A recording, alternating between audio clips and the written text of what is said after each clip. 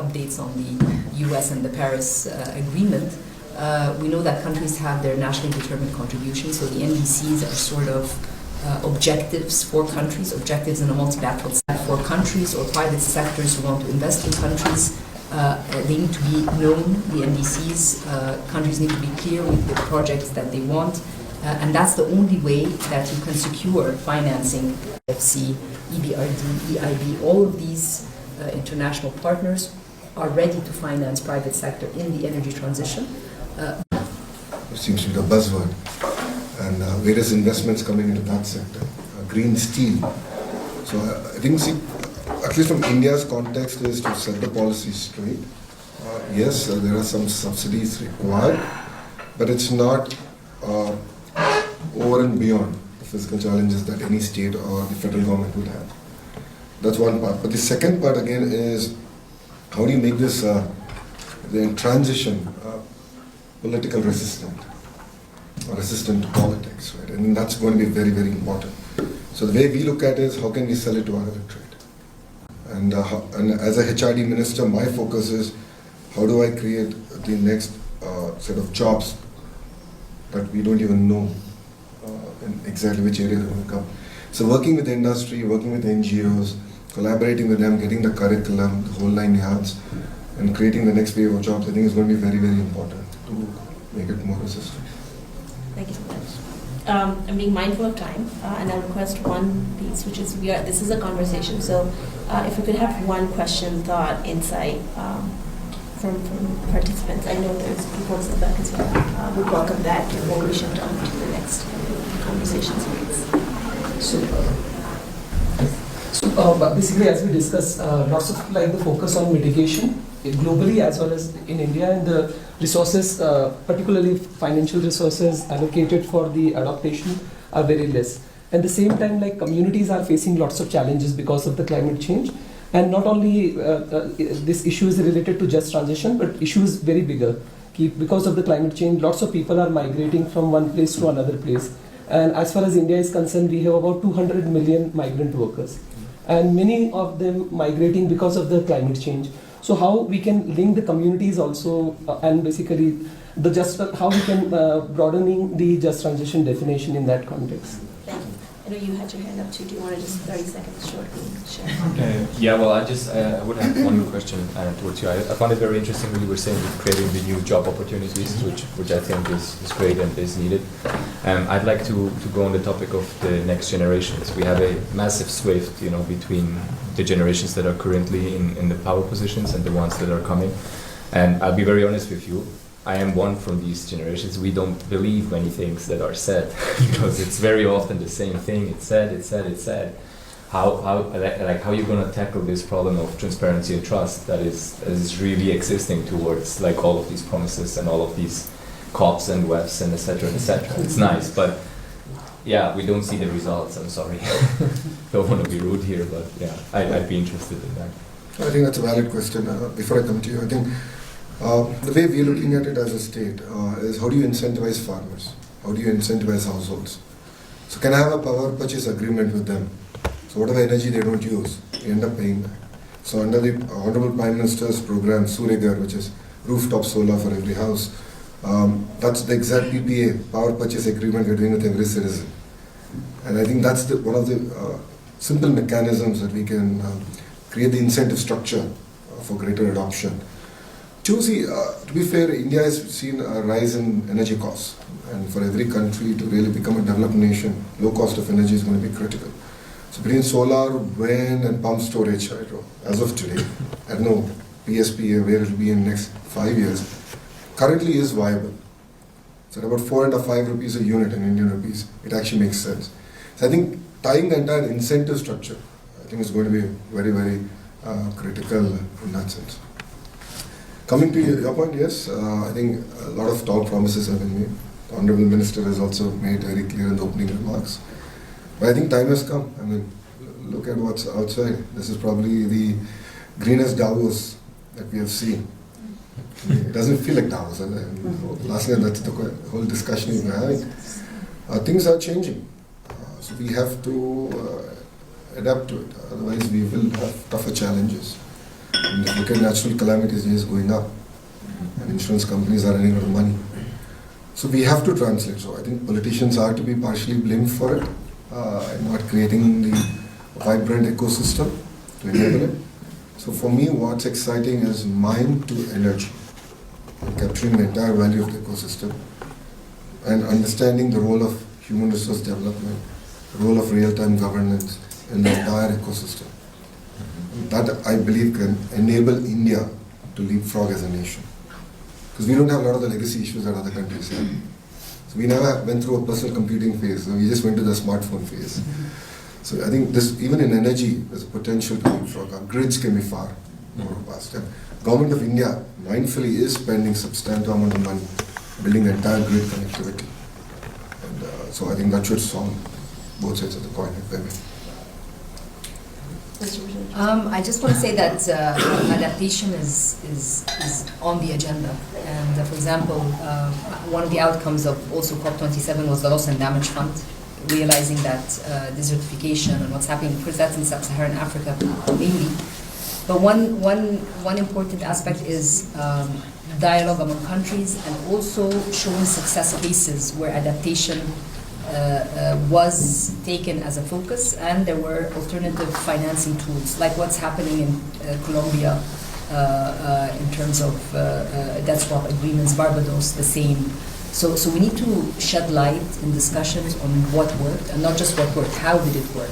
So that can also provide politicians with, in other areas, in other countries, with concrete examples that it's not just a promise, but it has happened elsewhere. What do I need to do to make sure that I can do the same and replicate and scale? So this word scaling we always hear about, is to take a successful example and see how we can. Of course, not one size fits all, but the problems are the same, and when one solution works, why not try to replicate given the initial conditions in the country? In terms of trust, I think that's well said, and it's everywhere. And I think the shocks that are facing us today are more frequent and bigger, and whether it's the fiscal space that is available for countries to be able to take action, which shock should I prioritize given the fiscal, the very tight fiscal space. So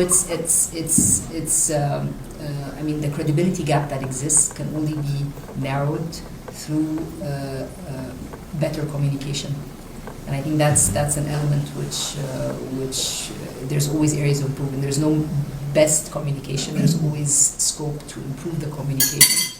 I think social media plays a very big role, and being mindful to the different generations is also important, and including them in the dialogues. I think for COP, there's also the youth dialogue at the COP level, and the different initiatives related to startups and SMEs in the climate space for adaptation.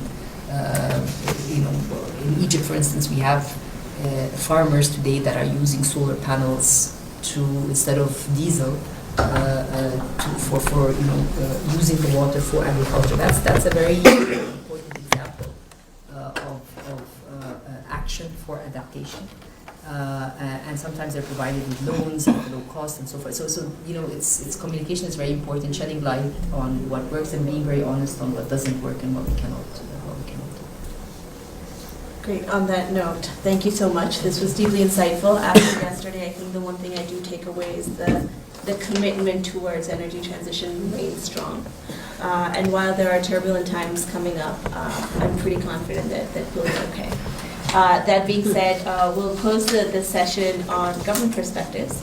And Vikas actually moved to you to have a discussion on the private sector perspective of what does energy transition. Thank you, Ritvika. Thank you so much. You stole a bit of my thunder in terms of how I was going to introduce this, but thank you. Morning, everyone. Thank you for making it today to this session. My name is Vikas Mehta. I am the Executive Director of SED Fund. SED Fund is a venture and a philanthropy fund focused on renewable energy, and we're based in the Netherlands. We have with us two folks representing the renewable energy companies. The first one on further left, I have Vaishali Nigam Sinha. She's a Chief Sustainability Officer and co-founder of Renew Power, which is one of India's largest RE developers. And on my left, we have Park Arshad, who is the President and Director of Indica Renewables, a diversified renewable energy company in Indonesia. So Vaishali, if I can come to you first and straight away jump to the question, which is that we heard from Lokesh and Dr. Rania about the government perspective on what they're doing for the policy for their states and for the countries that they represent. But I just want to understand from your perspective at Renew Power that how do you see the policy environment in India, whether it's at the federal or the central level or the state level, specifically with regards to the pace and scale of RE growth? Thanks so much, and congratulations on this event. I think it's a very well orchestrated conversation. I want to start by saying that a question was asked on, we hear a lot of these conversations at COP and Davos, but what's happening on the ground? I must say, you must come to India and see what's going on, because we've been in India I was born there, but the business started about 13, 14 years ago. I think it's been a parallel journey with India's renewable energy growth. And I think when you have a leader with a vision, and leaders, if I could say, even in the state of Andhra Pradesh, just within months of coming into power, I must congratulate the government for coming up with a robust, integrated plan for renewables, green hydrogen, which really sends a messaging. We're talking about a messaging in the United States of pulling out, but then it's 1 out of 200 countries who are still there. And so the 199 countries, if they don't follow, you need followers to have leaders, right? So let's not make leaders who must not be leaders in this climate journey. And in the first stint of President Trump, we saw that the world continued. And continued like what? And we are in a much better space. So sometimes I do feel it's important for us to step back and take stock of where we are, what we've accomplished. And in India, if I look at a decade, the renewable deployment on the ground has grown by six times. In 2014-15, we had about 13 gigawatts of assets on the ground. We have 200 gigawatts. In 2019, we were at around 50, but now we're going to do 50 gigawatts year on year. So that is the kind of progress we see. And why has that happened? That's happened, if I could come back, we have a vision, we have a commitment to the sector. We have the desire to engage with the world in a positive way. I think that by the International Solar Alliance, by the ambitious commitments at the COP, all of this is really important for us in the private sector, because when our government representatives come back, it's very easy to have a conversation on the gaps which exist for us to accelerate the pace on the ground. So I feel that I'm optimistic, I'm hopeful, and I'm positive just because of what I see happening in my own country. We have the largest grid, as you mentioned, which really is a game changer. We have SECI, which is a nodal agency, which sort of increases transparency and increases our ability to deploy in a more transparent way, to increase efficiency in the deployment, and so on and so forth. So at an institutional level, I see in India, there's a huge amount of progress and commitment which has happened. When we started Renew, the company I represent, we had knocked about 60 doors in 2011, 60 investors globally. And we had one investor who invested in our story, because people were like, oh, wind turbines, high net worth individual investment destination, what are they going to do? But now we have a business model for solar, wind, hydro, pumped hydro, and a lot of innovation around how we can leverage these individual sources of clean energy and innovate in a complex way to look at round-the-clock generation, etc., etc. So I'm not sure if this gives you a sense that at a central level there's a huge amount of commitment, and at the state level there's a huge amount of commitment by many, but not all. So the question is, how can we bring that? How can we work on that to ensure there is a central and a state level sort of alignment for us to do more, right? And as I said, the Andhra Pradesh government is doing a great job, and we look forward to working with many other states in the country. And then the alignment at the global level at these events is just a kind of a teaser for us to go back in our own countries, and when the government interacts with the private sector, and then we work with communities on the ground as well to make things happen, we probably see the positive change we've seen over the last decade in India. Thank you, Vishali. Thank you so much. You know what, my selfish takeaways from what you just said are two, which is you mentioned the grid modernization and you mentioned the round-the-clock power.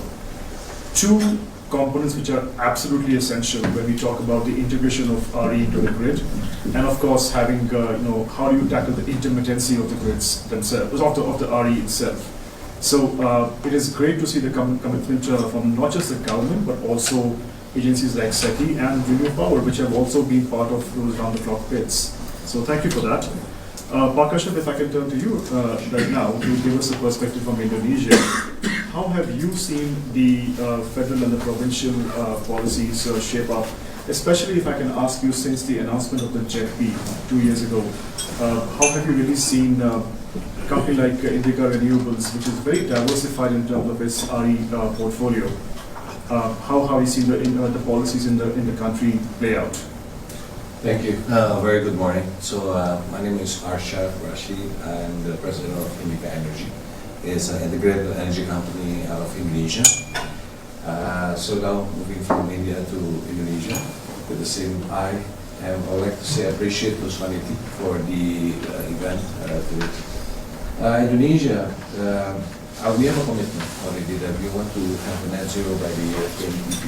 And that's a commitment made by the previous government.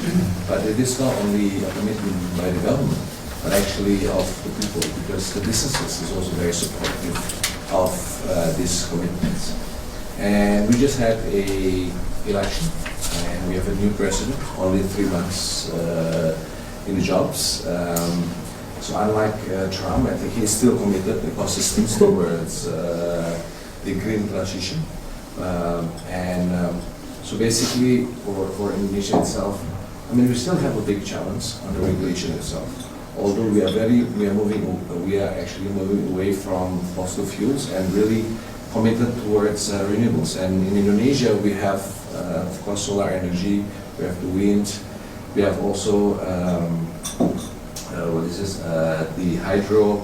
We also have all the renewables that's available. I think in Indonesia we have it, all the resources. And it is actually a very good investment, because now the push from the government is very clear. How to make sure that at least 25% of our energy mix by the year, actually 2025, which is this year or next year, to be there. And this is a commitment really, is a big push by the government. So we actually welcome a lot of investors to come to Indonesia. We still have a lot of cost challenges on between the central government and provincials. And this is where the commitment of the new government, of the presidents, how to align the regulatory from central also to the provincial. And this is a big job, because as a democratic country, sometimes the governor and the president comes from different political parties, and this becomes a very big issue. But I think in regards to this energy transitions, because it is being pushed by also the people, because we are experiencing a lot of climate change, we are experiencing a lot of the floods, talk about all the natural disasters that's happening, and people are starting to realize that this is something real. And this is where I think the power of the people pushing towards the government, and that will actually create this alignment between central and the provincial government. But still a lot of homework that we actually need to do. But now the level is not only within Indonesia. Now we are actually trying to connect all the electrical within ASEAN, which is Southeast Asia. And this ASEAN region with 10 countries, now we are actually already in discussion how to make sure to actually connect the grids. And this is important because usually where the sources of the energy and where the demands of the energy are far off. And this is where some countries do not have the possibility of creating renewables because of space. As an example, Singapore. Singapore is very small, but they want it also to have. And this is where the interconnectivity and how we work within ASEAN. Our new president, Pak Prabowo Subianto, make it very clear that the green push, green energy, green industries, we call it 0-8, which is, in a way, 0 is 0% poverty and 8% economic growth. Sometimes very conflicting, but this is the way what we want to make sure the poverty becoming 0, so that it's a just economic growth. And the push is for green energy, and also what we call, we'll have one of the largest green industries in the world. That's the goal that we have. Because and with ASEAN now, it's about 600 million people. So we have this helping Asia and also the region, ASEAN. Will be distinguished speakers, Leslie Johnston from the Lotus Foundation, and Priya Agarwal Hebar, who is the chairperson at Hindustan Zinc. We are going to your work and your sector in bridging and providing that glue that is necessary for governments, for science, and for business to come together. What tools do you have? And in fact, on Thursday, Ashif and others will be joining us to talk about how do you